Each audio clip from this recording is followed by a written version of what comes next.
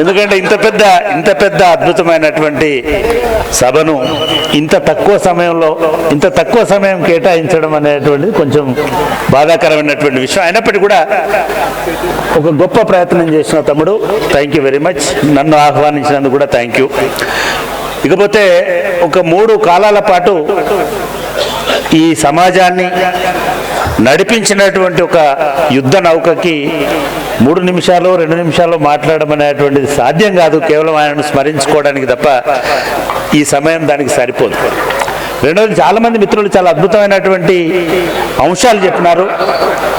ముఖ్యంగా ఈ 3 కాలాలు ఏమిటి అని అంటే, ఇందాక మిత్రులు చెప్పినట్టుగా ఒక విప్లవ కాలం, అదేవిధంగా వివక్ష కాలం, ఆ తర్వాత విముక్తి కాలం. తెలంగాణ విముక్తి కాలాన్ని, దళిత వివక్ష కాలాన్ని, సామాజిక వివక్ష కాలాన్ని, విప్లవం అనేటువంటి ఒక అద్భుతమైనటువంటి కళను ప్రపంచానికి పరిచయం చేసినటువంటి వాడు గద్దర్. ముఖ్యంగా మా ప్రపంచానికి పరిచయం చేసినటువంటి గొప్ప ఆయనని ఒక కవిగానో, ఒక గాయకుడిగానో, ఇంకా వాగ్గేయకారుడిగానో అన్నా కూడా ఆయన ఒక్క రంగానికి మాత్రమే పరిమితం అవుతాడు. ఆయన ఒక గొప్ప సామాజిక విప్లవ సేనానిగా, ఒక సాంస్కృతిక విప్లవ యోధుడిగా, ఒక యుద్ధ నౌకగానే నేను భావిస్తా ఉన్నాను. వారికి నా హృదయపూర్వక మనపూర్వక నివాళి. ఆయన లేకపోయి ఉంటే బహుశా నేను చాలా సందర్భాల్లో చెప్తుంటా, ఈ వేదిక మీద ఉన్న ఎవరూ ఉండకపోయేవాళ్ళు. మాకు దాదాపుగా 50 సంవత్సరాల కింద, 45 సంవత్సరాల కింద గద్దర్ పరిచయం.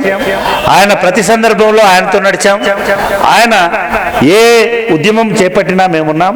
చివరికి మేము తెలంగాణ భువనగిరి సభ పెట్టినప్పుడు ఆయన మొట్టమొదటిసారిగా తెలంగాణ గీతాన్ని ఆలపించినాడు. ఆ తర్వాత ఆయన మీదనే కాల్పులు జరిపింది చంద్రబాబు నాయుడు ప్రభుత్వం. ఆ తర్వాత ఆయనను బతికించుకోవడానికి కూడా ఈ పాటలు రాసిన వాళ్ళందరూ, ఇవాళ పాడిన వాళ్ళందరూ ఆయన పాటతోటే బతికాడు. భవిష్యత్తులో కూడా పాటతోటే ఆయన జీవిస్తాడు, పాటలోనే జీవిస్తాడు. ఆయన ఒక అవార్డుకు పరిమితం చేయడమో, లేదా ఇంకొక దానికి పరిమితం చేయడమో, ఒక పార్టీకి పరిమితం చేయడమో సాధ్యమయ్యే పని కాదు.